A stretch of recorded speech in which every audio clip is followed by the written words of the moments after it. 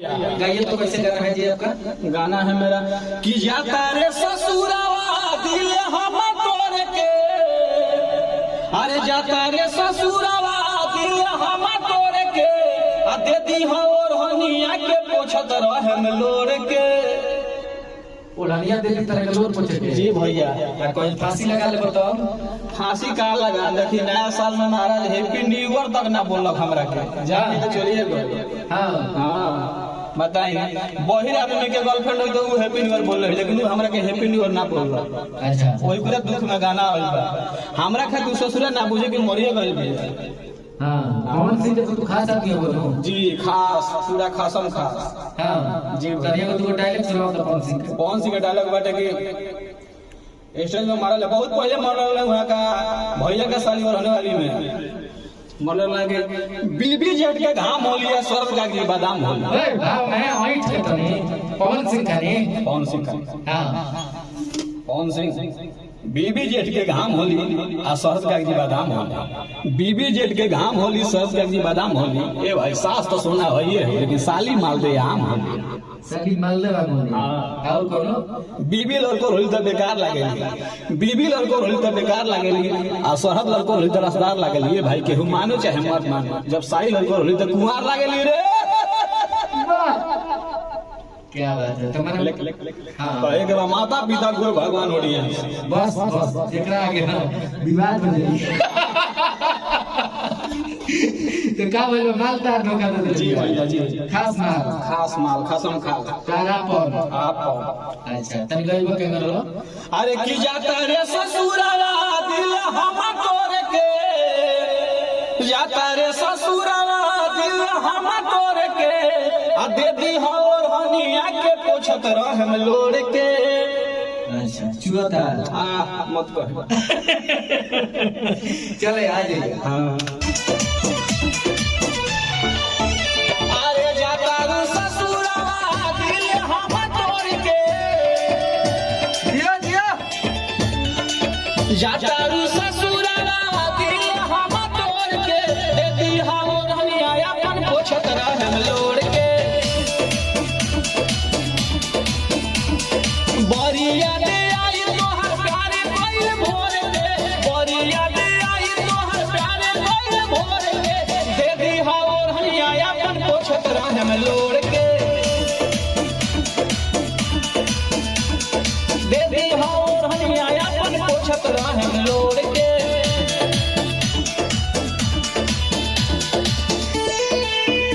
क्या बात है? जिया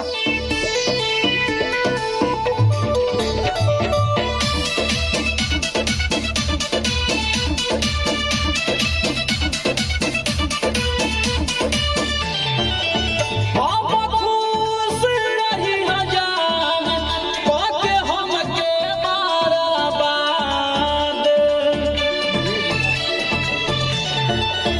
पिया खूबे हम दारू जब आई तोहर याद। राजा संगे खैहा पाव रोटी चाय मोर के, राजा संगे खैहा पाव रोटी चाय मोर के, दे दी हो और हनिया अपन पोछत रहम लोड़ के, दे दी हो और हनिया अपन पोछत रहम लोड़ के। हेलो, तू तो साफ तरह के कह दियो तो मोह देबो। अरे खाली कहीं तो मुँह के देखा दे, हम से रहाला ना रह जाना सही हो जाए।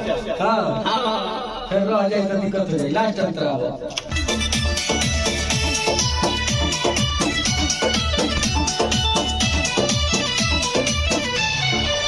राजू राजा मन तनिको नाही आवे तोहरा माया,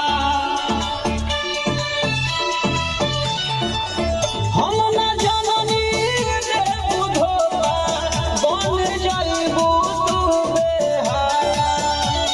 आनंद आला बेला के पिया का जहर घोर के, आनंद आला बेला के पिया का जहर घोर के, दे दी हो और हनिया अपन पोछत रहम लोड़ के,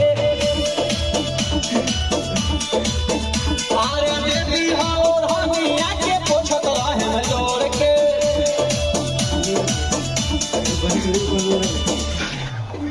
बेटा पूछ ले याद रहेगा जी तू ना उनका फरमाइश लगा और सिग्नेचर स्टेप हैंग करे के हमने इशारा तरह हैंग हेलो भाई लाल से वो फ्लॉप जाय छै कोई ये देले तू खुश रह हम सब गाने से तू खुश रह मैंने ऑडियंस को खुश करके चक्कर जी पूरा ऑडियंस के जगह में खुश कर दे हां पूरा यही फर्स्ट हमारे स्टेज से हो रहे मसरत में हां समझ जाए कि फर्स्ट बार शेरवानी पहले रहे चाचा के शेरवानी रहे शादी भइले हुए लेके चल घर में 34,000 के शेरवानी रहे आप जिनसे में चढ़ा ले रहे समझ जाए कि आ गाना गावत रहनी भक्ति गीत गाना गणेश वंदना गा के तुरंत माई को बोलावे जाता है तो तकनीकी पीछे से पैंट खुल गइल अब देखिए लोग ध्यान कर रहे हैं हमारा ऊपर पैंट खुल गया रहता है पैंट में जींस पहने रही शेरवानी खुल गए रहे पूरा हम नाचे में रही ध्यान नीचे ध्यान ना रहे ऊपर आदमी कूद के नाचे बाद में लोग के ध्यान पड़ो कि शेरवानी को खुल गए तो हम लोग ध्यान पड़ा हम कहने इनको हम तो काम करवा दे कहने भैया लोग का पैंट खुल गए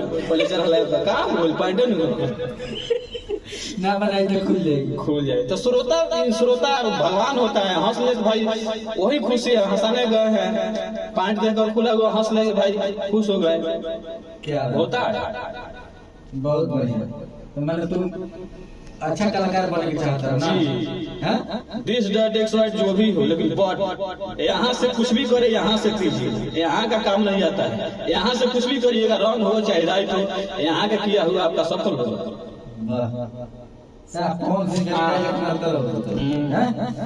करिया कपड़ा कहियो धाजा ना हो करिया कपड़ा कहियो धाजा ना हो कोल्ड ड्रिंक कहियो माजा ना हो आ गावे बजावे खातिर तो सभे गावता बजावता के घर कुत्तो सियार गावता लेकिन सभे राजू राजा ना हो बहुत बढ़िया और करो और कौन हिलाई लाइन दिया तो बाजेला बाजा हिलाई लाइन दिया तो बाजेला बाजा आ चढ़नी स्टेज पर तो लोग कहला देखो चढ़ल बा राजू राजा क्या बात है चोराव के उतार साथी होती होके जेकर कुछ तारीफ करे के चाहते हैं हां एगो दोस्त बारे हमारे प्रिय मित्र कुछ दिन पहले होटल खोलने से राजू राजेश होटल वाह के भाई बहन हो गए लेकिन हृदय कम आप हम लिखिए ईद के बारे में क्या कहे भाभी माँ के प्योर भक्त है हमारे सही बात है भाभी तो माँ ही होती है लेकिन वो ऊपर भाव नहीं कि भौजाई तो होले बड़ की माई रे लेकिन हम भाई भक्त है भाभी माँ बोलता है कि भौजाई तो होले बड़ की माई रे लेकिन आजकल के लड़की बारिश कसाई रे बोला ये सके आदमी गाना बनल बा प्लीज भैया गाना के ध्यान दे हम लोग सुनत जलो